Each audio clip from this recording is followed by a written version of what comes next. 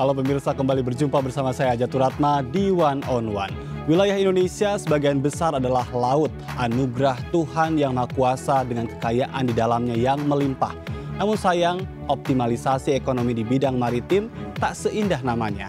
Kekayaan laut Indonesia dinilai belum mampu memberikan sumbangan bagi kesejahteraan rakyatnya. Nelayan kerap identik dengan masyarakat ekonomi menengah ke bawah, budidaya kelautan juga minim sentuhan teknologi hingga selalu kalah jika dibandingkan dengan negara lain.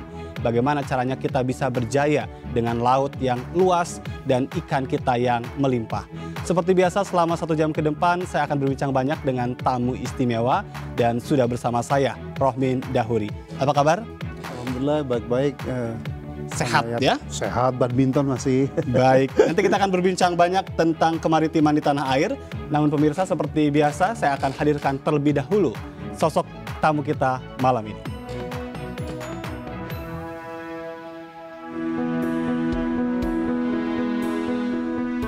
Rohim Dahuri.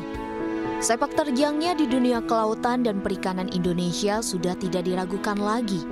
Lahir dari kampung nelayan di desa Gebang Mekar, Cirebon 62 tahun silam, membuatnya memiliki perhatian besar terhadap nelayan dan kelautan Indonesia. Kecintaannya terhadap kelautan turut pula didukung dengan pendidikan di bangku kuliah. Ketua HMI Cabang Bogor tahun 1980 hingga 1981 ini menempuh program sarjana perikanan di Institut Pertanian Bogor. Tidak berhenti sampai di situ, ayah 4 anak ini melanjutkan program Magister Sains dari program Pasca Sarjana IPB di bidang pengelolaan sumber daya alam dan lingkungan. Sementara untuk program doktoral, Rohim memilih Dalhousie University Kanada sebagai tempatnya menggali ilmu ekologi dan pengelolaan sumber daya wilayah pesisir dan lautan. Berbekal ilmu yang mendalam di bidang kelautan, penerima piagam penghargaan dosen teladan 1 tingkat nasional 1995 dipercaya sebagai menteri memimpin Departemen Kelautan dan Perikanan pada masa Kabinet Persatuan Nasional di era Presiden Abdurrahman Wahid serta Kabinet Gotong Royong di bawah kepemimpinan Presiden Megawati Soekarno Putri. Sosok yang dikenal sebagai pejuang kelautan dan perikanan ini juga yakin bahwa Indonesia memiliki potensi yang besar dalam bidang sumber daya alam, khususnya di bidang kelautan. Untuk itu, peraih Indonesian Development Award 1999 mengajak seluruh elemen masyarakat untuk saling menjaga dan melestarikan laut Indonesia.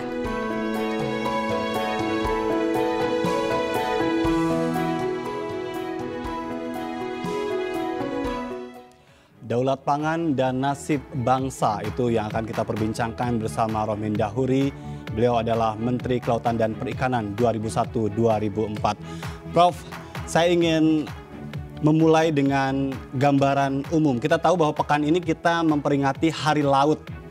Tapi apakah benar nasib masyarakat kita yang berada di tepi pantai ya, yang berprofesi sebagai nelayan itu tidak seindah pantai kalau dipotret oleh kamera? Iya, pertama sebelum bicara nelayan tentunya bicara dulu tentang apa sih yang digandung laut kita gitu ya. Jadi seperti ketahui bahwa Indonesia negara kepulauan terbesar di dunia gitu. Betul. Ya, dengan 17.500 lebih pulau gitu. Dan wilayah lautnya memang 2/3 itu kalau belum menghitung zona ekonomi eksklusif Indonesia. Tetapi kalau menghitung zona eksklusif Indonesia, maka sebenarnya wilayah kita tuh 3/4 berupa laut gitu ya. Dan karena posisinya sangat strategis gitu ya, diapit dua benua Asia dan Australia, dan juga diapit oleh 2 samudera, maka posisi geoekonomi pun sangat tinggi dan kekayaannya melimpah ruah itu. Kami pernah menghitung di IPB bahwa potensi ekonomi secara total itu sekitar 1,4 triliun dolar Amerika tuh per tahun itu. Iya, potensinya. Jadi itu kan artinya sama dengan produk domestik bruto Indonesia sekarang. Maaf, hampir 1,5 kali lipat gitu ya. Okay. Very big gitu ya.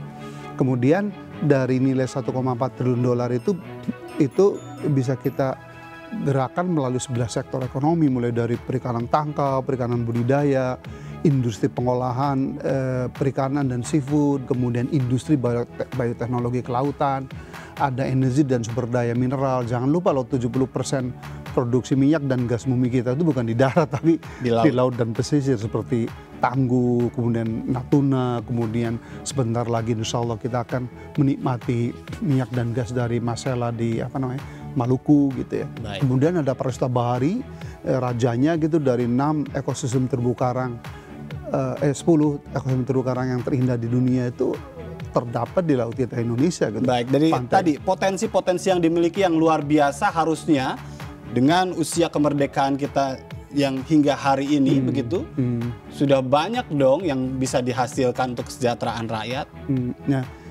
Ya, faktanya memang walaupun dari tahun ke tahun improving ya, kita ada perbaikan dari sisi pendapatan nelayan, yang jangan lupa juga Kang Yayat ya, bahwa Indonesia sejak 2009 itu menjadi produsen perikanan terbesar kedua di dunia, hanya kalah dari China gitu. Tapi berbicara potensi, lagi-lagi kita itu sebenarnya terbesar di dunia, sekitar 113,5 juta ton ya dari laut dan ekosistem pesisir, perairan tawar yang kita miliki. Tetapi kita sekarang baru manfaatkan sekitar 22 juta ton ya. Kenapa kita tidak bisa memaksimalkan pemanfaatan itu, Prof? Ada dua faktor sejarah dan faktor manajemen input menurut saya. Sejarah? Yang saya maksud dengan sejarah, harus kita ingat bahwa berdirinya Kementerian Kelautan Perikanan kan baru tahun September 99 ketika Presiden Kiai Haji Abdurrahman Wahid ya. Jadi selama 300 tahun, bahkan mohon maaf zaman Orde Baru ya, memanage atau mengelola potensi kelautan perikanan itu hanya selevel Direktur Jenderal di bawah Departemen Pertanian waktu itu. Karena memang mohon maaf dulu kan polanya pola darat gitu ya. Mindset maaf pemimpin saat itu darat. Jadi praktis kita tuh baru 20 tahun gitu ya.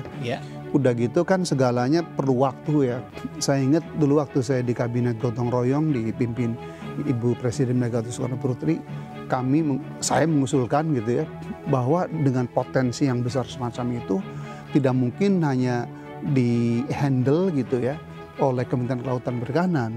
Banyak variabel lain yang adanya di Menteri Keuangan, Menteri PU ya. Karena itu Juli 2003 Presiden Megawati mencanangkan yang namanya Gerbang Mina Bahari atau Gerakan Pembangunan Kelautan dan Perikanan Nasional. Itu maksudnya supaya seluruh kebijakan publik itu secara total football itu men-backup atau mendorong ekonomi kelautan. Waktu itu core ekonominya ada 5 tuh Mas. Pertama adalah perikanan tangkap, perikanan budidaya, industri bioteknologi, pariwisata bahari, dan industri secara jasa maritim seperti galangan kapal gitu ya, dan seterusnya.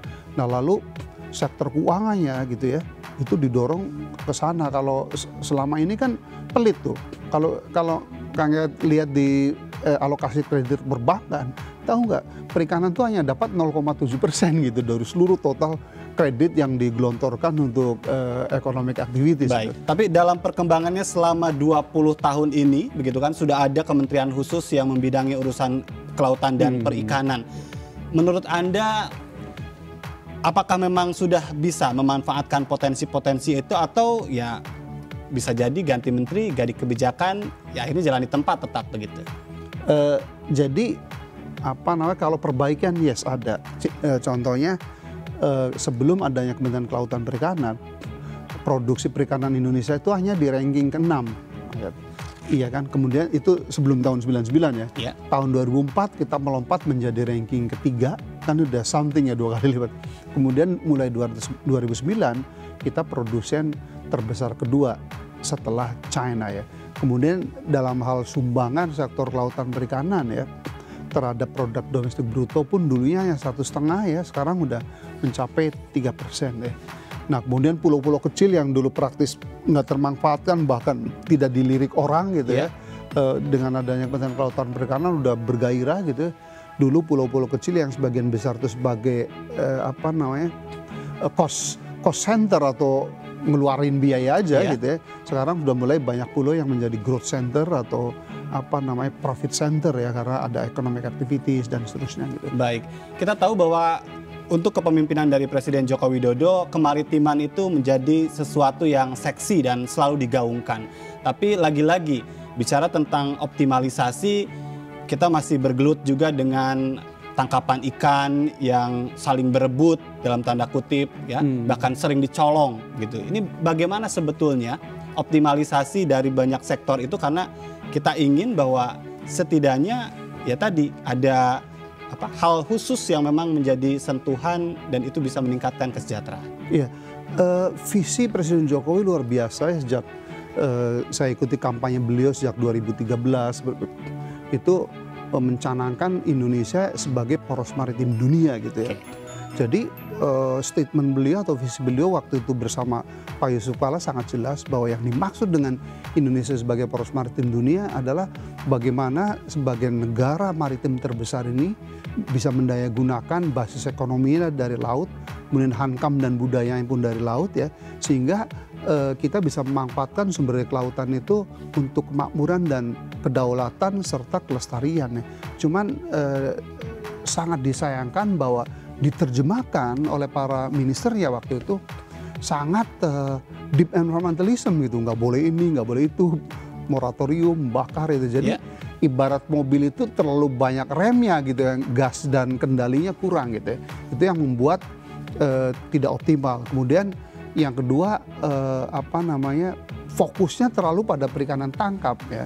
Padahal potensi ekonomi yang sangat besar itu kalau bicara sumber daya hayati berada di perikanan budidaya dan industri bioteknologi kelautan. Yang lainnya juga harusnya pariwisata bahari ya, kita masih kunjungannya sekitar hanya 4 juta bandingkan dengan Thailand yang sudah 20 juta dan seterusnya gitu ya. Jadi menurut hemat hijau saya 5 tahun kemarin itu salah menerjemahkan itu ya, yang harusnya laut itu sebagai source of prosperity, growth ya, dan kemajuan ya, tetapi terlalu deep environmentalism gitu ya. Oke, jadi menurut Anda upaya untuk membuat orang takut untuk curi ikan di laut kita itu keliru? Kalau menurut saya harusnya dilawan dengan jurus ekonomi dan jurus security ya. Oke, baik. Apa itu jurusnya nanti? Kita jeda terlebih dahulu ya. Pemirsa, tetaplah bersama kami. One on One akan segera kembali. Tetaplah bersama di One on One.